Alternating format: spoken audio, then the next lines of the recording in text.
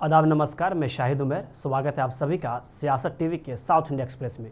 आइए देखते हैं मुख्य समाचार। टीपीसीसी प्रेसिडेंट महेश कुमार गौड़ ने आज एक बार फिर से बीआरएस और बीजेपी पर निशाना साधते हुए रिजर्वेशन को रोकने का उन पे आरोप लगाया है। आगे उन्होंने कहा कि बीआरएस नेताओं के निष्क्रियता के लिए आलोचना करती है और कांग्रेस पार्टी के समावेशी और सक्रिय दृष्टिकोण पर जोर देती है। यह इस बात पर प्रकाश डालता है कि कांग्रेस पार्टी छोटी क्षेत्रीय पार्टियों के विपरीत हिंदुओं, सिखों, मुसलमानों और ईसाइयों का प्रतिनिधित्व करने वाली एक व्यापक राष्ट्रव्यापी पार्टी है। बीआरएस लीडर्स अगर ये बोलेंगे तो सबसे बड़ा जोक होगा। कांग्रेस के उतना बड़े सेक्युलर पार्टी इस संसार में, वर्ल्ड में नहीं है। कांग्रेस पार्टी सबकी पार्टी है। हिंदू भी रहेंगे, सिख रहेंगे, मुस्लिम रहेंगे, क्रिश्चियन रहेंगे, सबकी पार्टी। कोई छोटा मोटा रीजनल पार्टी नहीं है, सबका देखभाल करने वाला एक पार्टी है। माइनॉरिटी को बीआरएस वाले क्या करे, क्या दिए, एक बार सोच विचार करना चाहिए। 4% रिजर्वेशन दिए सो कांग्रेस चीफ मिनिस्टर राजशेखर रेड्डी है। आज भी हर कौम को बढ़ावा देने वाले party Congress party. BC declaration, BCO के बारे में क्या करना है वो हर कुछ कांग्रेस पार्टी कर रही है। बीजेपी बीआरएस अंदरूनी मिलाकत होके रिजर्वेशन को रोक रहे हैं। केंद्र सरकार पे दबाव डालने वाली पार्टी बीआरएस पार्टी है, बीसी रिजर्वेशन नहीं देना बोल के। आज तीन मुद्दों को लेके असेंबली में बिल्स पास करके, एक ऑर्डिनेंस पास करके, और इससे भी नहीं हो रहा। कांग्रेस सरकार की कोशिशों को केंद्र सरकार रुकावट कर रही, इसलिए हम जीवो निकाल के जीवो के साथ रिजर्वेशन देके इलेक्शन जाना चाह रहे हैं। उसको भी कोर्ट में रोकना चाह रहे हैं लोग। सबका भरपूर करके हम रिजर्वेशन देंगे।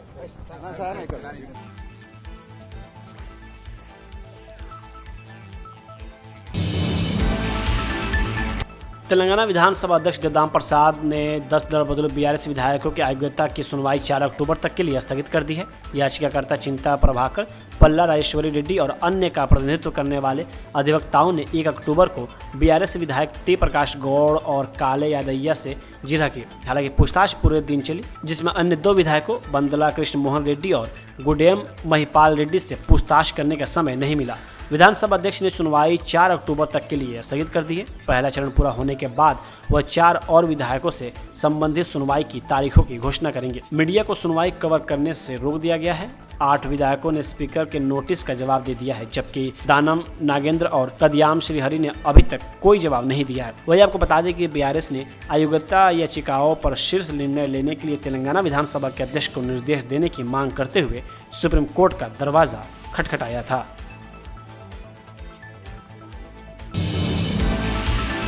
उत्तर प्रदेश के अलग अलग जिलों में प्रशासन का बुलडोजर एक्शन जारी है। ये एक्शन खास तौर पर उन लोगों के खिलाफ हो रहा है जिन्होंने सामाजिक सौहार्द बिगाड़ने की कोशिश की या फिर जिनकी संपत्ति अवैध है। प्रशासन के इस एक्शन को लेकर एमआईएम के प्रमुख असदुद्दीन ओवैसी ने बड़ी टिप्पणी की है। उन्होंने सोशल मीडिया साइट एक्स पर इससे लेकर एक पोस्ट किया है। हालांकि इस पोस्ट में उन्होंने किसी का नाम तो नहीं लिया है, लेकिन इसके सहारे सुप्रीम कोर्ट की गाइडलाइंस की याद जरूर दिला दी है। ओवैसी ने अपने इस सोशल मीडिया पोस्ट में लिखा कि उन राज्य सरकार जवाब दें जो तोड़फोड़ पर सुप्रीम कोर्ट द्वारा किए गए दिशा निर्देश का पालन नहीं करते हैं और जुल्म करने के लिए बुलडोजर का इस्तेमाल करते हैं। आपको बता दें कि बरेली में हुए बवाल के बाद प्रशासन ने उन लोगों के खिलाफ एक्शन लेते हुए बुलडोजर कार्रवाई की थी। इस कार्रवाई के दौरान उन लोगों के घरों और दुकानों को ही निशाना बनाया गया था जिन्होंने उपद्रवी का साथ देने की कोशिश की थी। वहीं दूसरी तरफ संभल जिले में अवैध तरीके से बनाई गई एक मस्जिद और मैरिज हॉल को गिराने के लिए गुरुवार को बुलडोजर पहुंचने थे। कई थानों के पुलिस और पैरामिलिट्री फोर्स की सुरक्षा के बीच मैरिज हॉल को ध्वस्त किया गया। वहीं मस्जिद कमेटी से जुड़े लोगों के अनुरोध के बाद उन्हें 4 दिन की मोहलत दी गई। मस्जिद के मालिक ने 4 दिन के भीतर अवैध ढांचे को खुद गिराने का वादा किया। 25 वर्षीय इंजीनियरिंग छात्र ने आरोप लगाया कि हैदराबाद में एक डांडिया कार्यक्रम में प्रवेश करने पर उसके साथ मारपीट की गई। यह घटना तब हुई जब वह शहर के एक होटल में अपने दोस्तों के साथ कार्यक्रम में शामिल हुआ था। राजभवन रोड के पास द पार्क होटल में हुई इस घटना में कुछ अज्ञात लोग छात्रों के पास पहुंचे और उनका नाम पूछने लगे। जब उसने अपना नाम बताया तो कथित तौर पर उन लोगों ने उसके साथ मारपीट शुरू कर दी। एक पुलिसकर्मी की मदद से वो होटल से भागने में सफल रहा और पंजागुट्टा पुलिस स्टेशन में पहुंच गया। इसके बाद उन्होंने उन लोगों के खिलाफ शिकायत दर्ज कराई जिन्होंने उन पर हमला किया था। वही आपको बता दें कि इससे पहले हिंदू संगठनों के आयोजकों ने डांडिया कार्यक्रम में आने वाले लोगों के आधार कार्ड की जाँच करने की सलाह दी थी। उन्होंने हैदराबाद और अन्य जगहों पर डांडिया कार्यक्रमों के प्रवेश द्वार पर छात्रों सहित प्रतिभागियों को तिलक लगाने के लिए भी कहा गया था।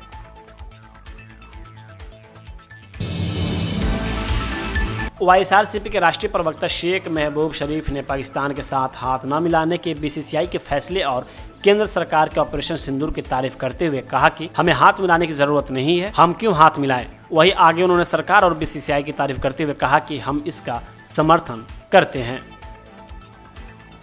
बीसीसीआई ने आज जो डिसीजन लिया है 2025 एशिया कप के ओर से, तो हम इसका समर्थन करते हैं, क्योंकि हाथ मिलाना जो है ज़रूरी नहीं है।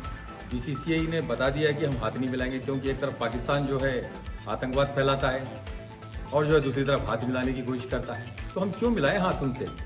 जब वो आतंकवाद जब वो फैला रहा है तो ये नहीं मालूम कि उनको हाथ भी मिलाना है हिंदुस्तान के साथ। तो हमारी जो हिंदुस्तान की जो सरकार है, जो केंद्र सरकार है, और उसके साथ साथ जो बीसीसीआई ने जो डिसीजन लिया है वो बहुत अच्छा डिसीजन है। हम उसका समर्थन करते हैं, क्योंकि आतंकवाद को कोई बढ़ावा नहीं देना चाहता।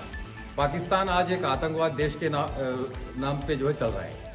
तो हम ये चाहते हैं कि उन्हें सद्बुद्धि दे भगवान और सही रास्ते पे चले। तो ऐसी हालात को जो है एक तरफ जो है आतंकवाद फैलाओ और दूसरी तरफ हाथ मिलाओ, तो ये सही नहीं है। तो हमें हाथ मिलाने की ज़रूरत भी नहीं है उनसे, क्योंकि ये करते ही गलत है और अपने आप को कहते हैं कि हम बहुत कुछ अच्छा कर रहे हैं। तो आतंकवाद का तो कोई भी देश बढ़ावा नहीं देना चाहता है। आतंकवाद के हम खिलाफ है और पहले से ही जो केंद्र सरकार है आतंकवाद के खिलाफ रही है। जैसे ऑपरेशन सिंदूर चला था, तो उस वक्त जो है ऑपरेशन सिंदूर में भी जो है इनको तमाचे के रूप में जो है केंद्र सरकार ने बताया था। तो आज जो है इस खेल के दौरान आप हाथ मिलाना क्यों चाहते हो? हमें तो जरूरत नहीं है हाथ मिलाने की। तो बीसीसीआई जो भी डिसीजन लेती है सही लिया है उन्होंने, हम इसका समर्थन करते हैं।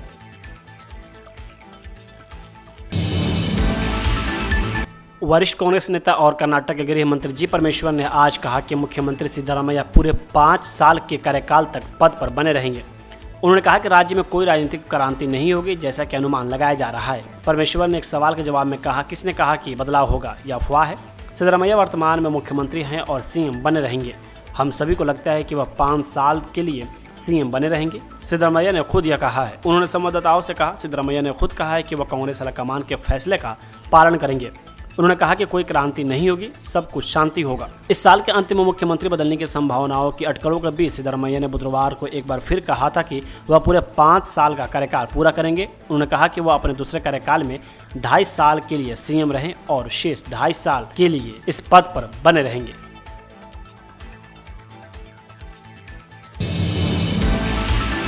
कांग्रेस अध्यक्ष मल्लिकार्जुन खड़गे को मंगलवार को बेंगलुरु के एक अस्पताल में भर्ती कराया गया था। वही अब इसको लेकर उनके बेटे प्रियांक खड़गे ने एक्स पर इसकी जानकारी दी है। उनके खराब स्वास्थ्य की जानकारी मिलने के बाद पीएम मोदी ने खड़गे से बातचीत कर उनका हाल जाना है। प्रधानमंत्री मोदी ने कांग्रेस अध्यक्ष मल्लिकार्जुन खड़गे के स्वास्थ्य को लेकर उनसे फोन पर बातचीत की है। उन्होंने कांग्रेस अध्यक्ष का हालचाल जाना और उनके जल्द स्वास्थ्य होने की कामना की है। पीएम मोदी ने सोशल मीडिया प्लेटफॉर्म एक्स पर लिखा, खड़गे जी से बात की, उनके स्वास्थ्य के बारे में जानकारी ली है, उन्हें जल्द स्वास्थ्य होने की शुभकामनाएं दी, उनके अच्छे स्वास्थ्य और दीर्घायु के लिए प्रार्थना करता हूं। कांग्रेस अध्यक्ष मल्लिकार्जुन खड़गे की मंगलवार को अचानक तबीयत खराब हो गई थी, जिसके बाद उन्हें बेंगलुरु के MS रमैया अस्पताल में भर्ती कराया गया था। खड़गे के बेटे प्रियांक खड़गे ने इसको लेकर बताया कि उनके पिता मल्लिकार्जुन खड़गे की फेसमेकर सर्जरी हुई है। इसके साथ ही उनकी हालत फिलहाल स्थिर बनी हुई है और लगातार सुधार हो रहा है।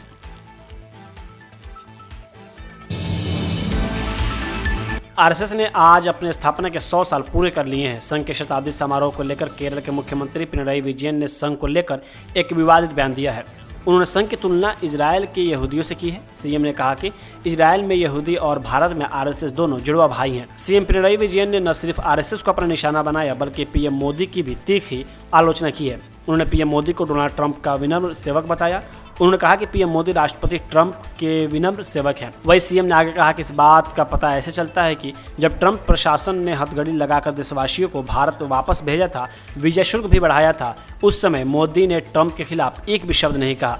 सीएम ने आगे कहा कि इतना ही नहीं बल्कि जब ट्रंप ने हमारे देश की वस्तुओं पर टैरिफ बढ़ाया था तब भी उन्होंने कोई प्रतिक्रिया नहीं दी। सीएम ने कहा कि देश में हमने कुछ ऐसे शासक देखे हैं जो विनम्र सेवक बन जाते हैं।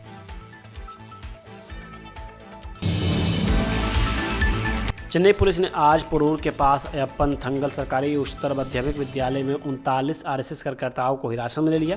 एक रिपोर्ट के अनुसार कार्यकर्ताओं को कथित तौर पर बिना पूर्व अनुमति किए गुरु पूजा और विशेष शाखा प्रशिक्षण सत्र आयोजित करने के लिए हिरासत में लिया गया। इस गिरफ्तारी पर भाजपा नेता तमिलसाई सुंदरराजन ने कड़ी निंदा व्यक्त की है। उन्होंने पुलिस के कार्यकर्ताओं को तुरंत रिहा करने की अपील की है। उन्होंने तमिलनाडु के डीएमके सरकार पर हमला बोलते हुए कहा कि पुलिस ने ऐसे समय में आरएसएस कार्यकर्ताओं पर कार्रवाई की जब माफिया सड़कों पर खुलेआम घूम रहे हैं और तमिलनाडु में हत्याएं हो रही हैं। उन्होंने डीएमके सरकार पर तमिलनाडु में असामाजिक और अलगाववादी तत्वों को बढ़ावा देने का आरोप लगाया। सुंदरराजन ने कहा कि पुलिस को इन तत्वों पर सख्ती से नियंत्रण रखना चाहिए, लेकिन जब आरएसएस का मार्च होता है तो पुलिस तुरंत उस पर हमला बोल देती है और गिरफ्तारियां करती है।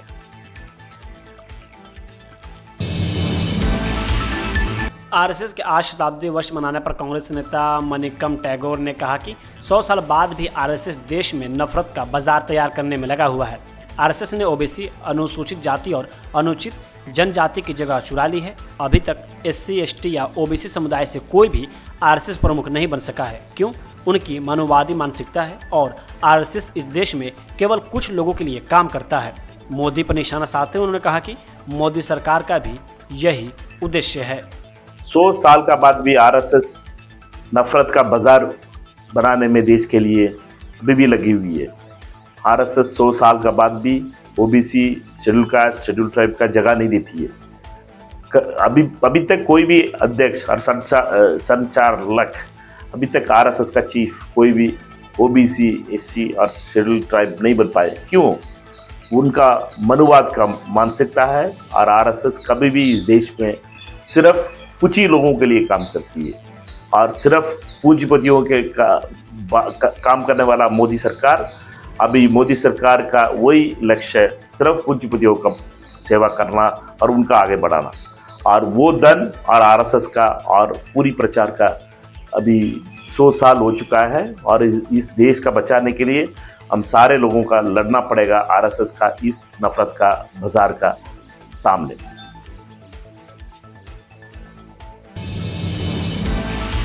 समाजवादी पार्टी के नेता अबू आसिम आजमी ने कहा कि बीजेपी जो भी करेगी मुसलमानों के खिलाफ करेगी। उन्होंने एक भी मुस्लिम को टिकट नहीं दिया, एक भी मुस्लिम मंत्री नहीं बनाया। आरएसएस ऐसे लोगों का समूह है जो संविधान का उल्लंघन करते हैं।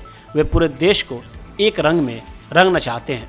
देखिए, ऐसा है कि बीजेपी जो भी काम करेगी वो यहाँ के मुसलमानों के खिलाफ ही करेगी। जिसने एक टिकट नहीं दिया, मुसलमानों को एक मिनिस्टर नहीं बनाया और मुसलमानों के खिलाफ रोजाना जहर बोलना, तो मेरा कहना है कि आज दुनिया कहाँ से कहाँ जा रही है। आर्टिफिशियल इंटेलिजेंस हो गया है दुनिया में, मतलब इतनी ज़्यादा तरक्की हो रही है और हम लोग लगे हुए हैं कि हिंदू मुस्लिम ऐसी चीज़ें लाओ जिससे नफरत बढ़े। मेरा कहना है कि बच्चों को मॉडर्न कोर्सेज देना चाहिए, बच्चों को जो है हिस्ट्री पढ़ाना चाहिए। इस देश की आज़ादी के लिए किसने कुर्बानी दिया, देश कैसे आज़ाद हुआ, पूरी पुरानी हिस्ट्री रहना चाहिए, ताकि बच्चे जो नए बच्चे हैं जो ज़माने के, उनको मालूम पड़े कि भारतवर्ष की आज़ादी के लिए किसने किसने कुर्बानियाँ दिया, ताकि जो कुछ लोग नफरत फैला रहे हैं उनको लगे, उनको सच्चाई उनके सामने आना चाहिए। अब ये आरएसएस को लोग वही तो हैं जो संविधान को नहीं मानते हैं। कितने सालों तक इन्होंने झंडा नहीं फहराया, इन्होंने इस देश को एक ही रंग में रंगना चाहते हैं। रोज इस तरह चीज़ें हो रही हैं। मैं समझता हूँ ये देश सेकुलर है, उनको पढ़ाना चाहिए अच्छी तरह से। एक एक बच्चे को संविधान का एक एक पाठ पढ़ाना चाहिए, तो ताकि इस देश में अमन शांति रहे।